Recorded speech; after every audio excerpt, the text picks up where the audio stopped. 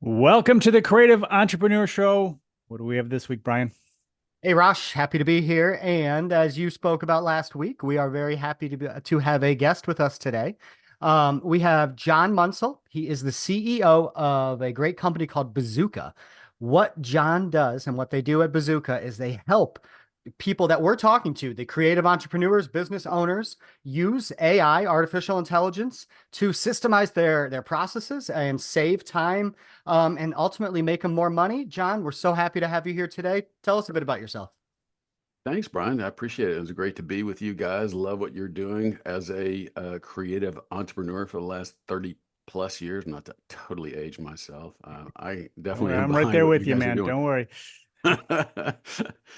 Yeah, no. So I, gosh, if I could go 1,000 miles an hour, I started out in banking and got into working with Northwestern Mutual Life. And then in '97, I saw the future changing as the web came out. So I started a software company that developed web applications. And then it gradually became a content management system. And then it gradually became a mobile application developer. And then it gradually became a digital marketing agency. And then as AI came out, and we started working with AI, I thought, well, this is getting kind of interesting. It still seems to talk in circles, but at some point it's going to stop talking in circles. And the minute it stopped talking in circles, I sold off the agency side of things and rebooted Bazooka to focus on teaching people how to leverage AI so they could keep their employees rather than replace them with AI. We just want them to be more powerful. So you said you sold off your digital agency. I have a digital agency. Yeah. I know exactly what you're talking about, that when that shift came, and that really started, especially in the back end of OpenAI in the playground, and then they released it all. Uh, but what made you make that decision to make that jump? Because that's a big jump. So, yeah, it's a big leap. I've always been a marketer and a propeller head wrapped in one. And, when the web came out, I was like, dang, this is really fascinating. This is where the world's going. And it scratches all of my itches. I can be in marketing and I can develop software and I can be the propeller head. Um, Back when copy AI came out, and it was Yeah, Jarvis at the time. It's now called right. Jasper. But when those Jasper. came out, that's where I was like, oh, this is really interesting. It gives us a head start on the copywriting side, but it just talks in circles. Right. But at that point, I was like, okay, if this gets any better, this is going to be really interesting. And it wasn't until OpenAI came out with ChatGPT 3.5, I guess, that I really started to pay attention to it because I realized at that point they had taken the guardrails off. If you knew how to engineer Right. a good prompt, you could get a much better result out of it. And then I started a thing called the CXO AI Roundtable, kind of like a podcast, I guess, but Hmm. it was all done live. And every Friday, I would teach business owners something new about AI, whether it was a new tool or a new technique or something like that. I would do that. And the idea was that I would try to figure out what problem the market wanted solved. And then I would turn around and build a company that would solve that Hmm. problem. So after about 10 episodes, and I really said, okay, I'm only going to do 10 of these things. I ended up doing, I don't know, 40 of them, maybe more, 50. I don't know. It was almost a full year. But after about 10 of them, I realized, okay, now I know what the market wants solved. First of all, this thing is going so fast and so furious. Nobody can pay attention to everything that comes across your board. It's Right. going way faster than the web ever did. And there's going to be a bubble and it's going to be burst and then there's going to be a retooling. And I realized, okay, if I could help people sift through the mountain of information that comes at them and then teach them how to use the right tools the right way, then that would be where I wanted to fit in, right? And that's what everybody needed. They're like, okay, I'm getting all these different um, people out there saying, I can teach you AI for $50. I can teach you AI for $500. I can teach you AI for, $4,500, right? And I started to look at what they were teaching, And especially when all these guys would come out, oh, buy my 1,000 prompts for Right. $10 or whatever the heck it was. You can see they just wrote a prompt. They got AI to write the prompts, and then they turn around and sell it as a package. And I was like, Right. okay, that's a cheesy lead magnet, but somebody needs to actually teach them how to do it the right way. And what I mean by the right way is what we call scalable prompt engineering or scalable prompting. So what does scalable mean? Well, in a company, I don't know, how big is your company? How many employees have you got? Well, I have 5. What do you have, Bryon? We're at 10 these Yeah. days. Okay. At our peak, we were at 40. Mhm. And when you kind of scale beyond 5 or 10, you have redundancies of procedures, right? And so you need to develop SOPs at any level. But once you start developing standard operating procedures, you basically document stuff so that you can plug somebody new in and they can get up to speed faster, right? The problem with AI and the way people teach prompt engineering is you can't plug somebody new in and have them see what somebody else is doing because they're just having conversational prompts back and forth with AI to eventually get what they want out of it. Right. But we teach them a completely different process to where think of it like a spreadsheet. You've built spreadsheets before, right? Yes. You never hard code a variable into a spreadsheet. In other words, you don't say 3 times 7 in one cell. You have a block over here that holds the 3 and a block over here that holds the 7. And this block has the formula that says 3 times Right. 7, right, pointing to the cells.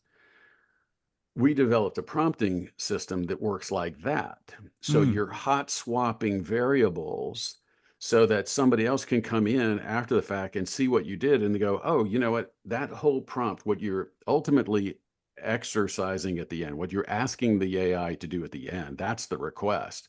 Everything else is information that you're stacking on it. And when you make the request, somebody looks at that request and says, you know what, if I swapped out this and swapped out this, I could use it for this purpose over here, something completely different. Mhm. And we've been doing that for oh gosh, a couple of years now, and it's gotten really sophisticated, but it's really easy to learn. And when you learn it, then what happens is your entire organization now speaks the same language. And the first time we tried to teach it to people, we did a 6-week course. And after the first 2 weeks, I realized, okay, it's not clicking for them. Are y'all familiar with the business model canvas?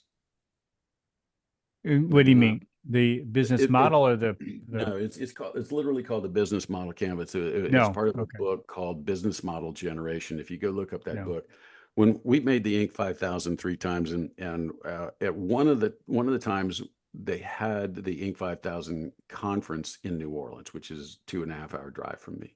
Hmm. So I went down to that conference and I saw the guy speak. I think it was 2012, who wrote the book, and I was like, I got to get this book. And he had developed essentially this canvas. He calls it the business model canvas, and it teaches you how to develop a business model and how to really enhance your business model by understanding every piece of it, from your customer segments to your revenues to your expenses. And it was just a brilliant piece. And I thought, this is great. I took it, blew it up to about 6 feet wide and 4 feet high. And I went through it with my team. And I was like, y'all, this is our business model. This is who we serve. This is how we serve them. These are our suppliers. These are our connections. These are our critical activities. And anyway, it's a brilliant, highly recommend it for all of the entrepreneurs listening.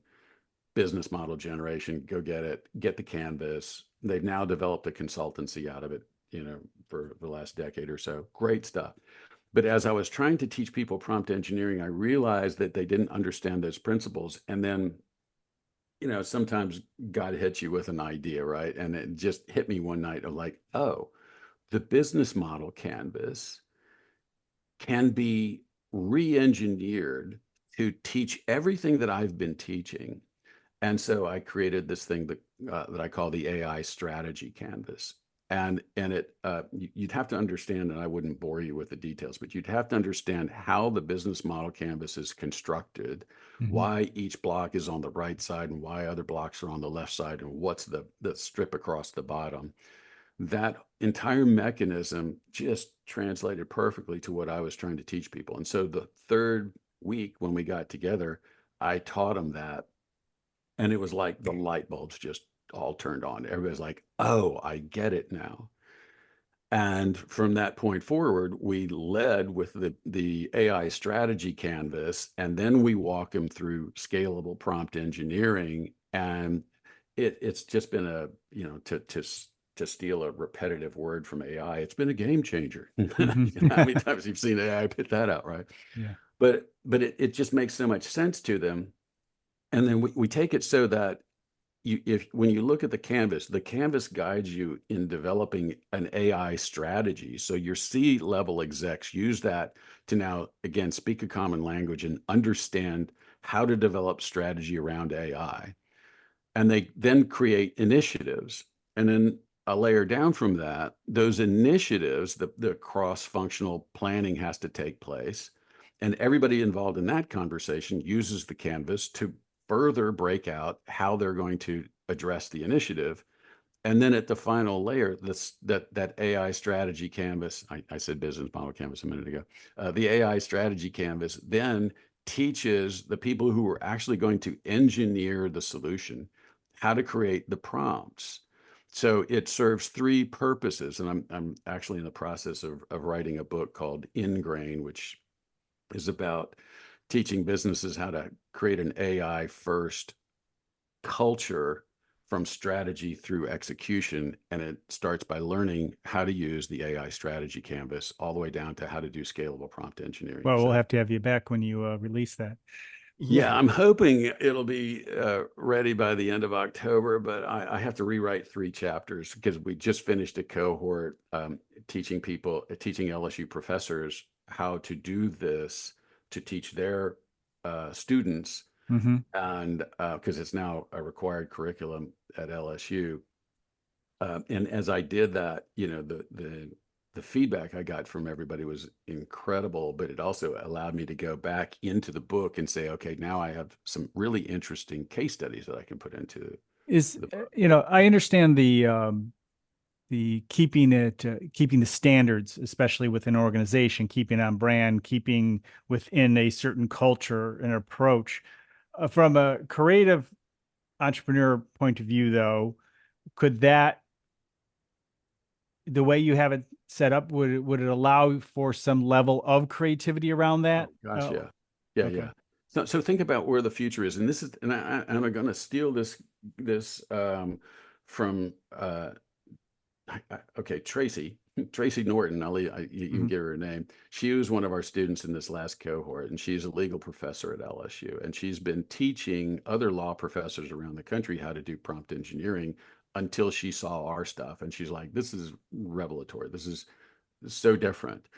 She said, "Look, in the future, people aren't going to be writing the content; they're going to be writing the prompts to have the Right, AI write the content for them." right, So that's right. where the creativity comes in. And what I said to her, I said, look, where the power is going to come from with the creative entrepreneur is knowing what excellence looks like. If you don't know what excellence looks like, you will always get average or below average out of AI. Mm-hmm. Right. So it's going to take your knowledge of excellence to create the right prompts and prompt structure to then get the machine to generate something that instead of you having to rewrite 50%, you might only have to rewrite 3%. Right. Like I Yeah. worked with a CMO last night who was struggling with how do I create taglines for businesses? And you know, I said, like, I explained to him how to create you know what a custom GPT is Yes. in okay. So in Claude, they have things called projects, which is the Projects. Yeah. equivalent of a chat GPT, right? Mm-hmm. So I said, what you need to do is go into Claude, because Claude, for what you're trying to do, writes better copy currently Mm-hmm. than ChatGPT um, for what you're trying to do. What you need to do is understand who your target persona is in the AI strategy canvas. That's block number one.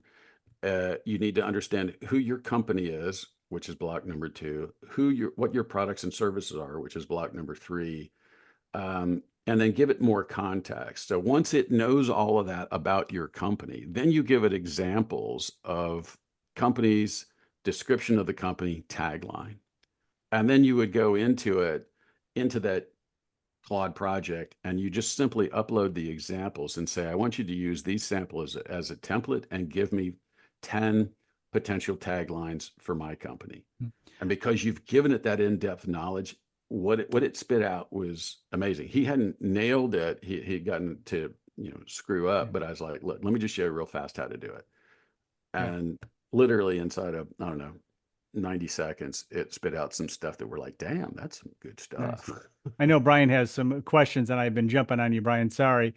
But I All do good. want to quote one thing real quick, and I want to pass it to Bryon. It kind of sums that up. I was just in Dallas, and I saw Tom Bilyeu there, and he was scaring the hell out of everybody. And I would see him talking to people, and everybody's face would just drop. But he did have a quote that I thought was really important. And it's not, you're not going to be bested by AI. You're not going to be beat by AI. You're going to be beat by the person who uses AI well. And I think that's what you're saying. The people who understand and have a system and can embrace and do it well, they're the ones that are going to be most valuable in the company. And if you have a structure like you do, something they can work with, but still the best who can use that system will still win the game. Yeah, and let me embellish on that for a second, because one of the quotes that you're going to hear over and over again is that you won't be replaced by AI, you'll be replaced by someone who knows AI. Yeah. Very similar to what, yeah, very, very much the same thing. The point that I was going to try to make is what our mission is as Bazooka. I've always been a small business. I live in Louisiana. At one point, we had one Fortune 500 company. I think they're long since gone because they got fed up. But bottom line is, all we have is small businesses. I want to help small businesses survive. And as a small business, you guys both know it takes you about a year to a year and a half to get an employee to understand your culture, your products, and to really serve your customers well. If you lose that employee, then you made a big investment that you never got an ROI on. So you need to keep that employee for 5 or 10 years, right? To really cement your culture and to get your company to grow. My thing is, I don't want businesses to replace a valuable employee with somebody just because they know AI. I want them to enhance that employee by teaching that employee how to use AI the right way. And like I said, at scale, so that if there's turnover, if there's growth, you can plug somebody in and they'll instantly understand how to operate that machine, the AI, and get excellence out of it. Yeah. Does that make sense? Bryon, you want to take the next couple questions? Sorry about that, man. No problem. Absolutely. You're good. A couple things that I really, that you've said, John, so far that I like is I go back to a quote that Rosh says a lot in the show, and it's like art in general or creativity. It's not about the end product, but it's more about the choices that you make along the way. And, if you give a simple garbage prompt, give me an image of a cat, you're just going to get an image of a cat, and it's going to be boring and it's going to be simple and the same thing as everyone else. And what it seems like you're doing is really teaching people how to differentiate what it is that, AI can produce for them. And it seems like, your whole history here, you've really been on the cusp of change. So it's cool. What you're doing is it's kind of that next step of how a business is going to run. And you're starting to get that blueprint laid out of how people are going to utilize these tools.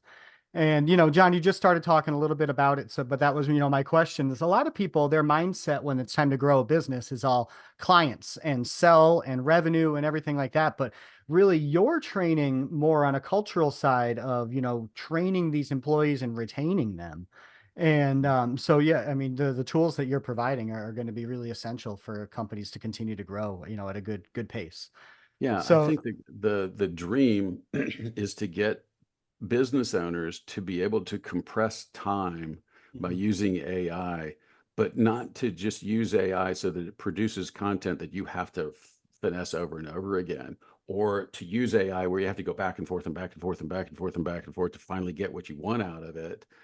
If you learn how to do it the right way, you'll get far better results on your first pass, and you'll have a system that anybody could run. Like we have systems for creating blog posts. We have systems for creating press releases. We have systems for analyzing legal documents. And so, I could go on and on. I got a system right now. I don't know, are y'all going to Macon next week?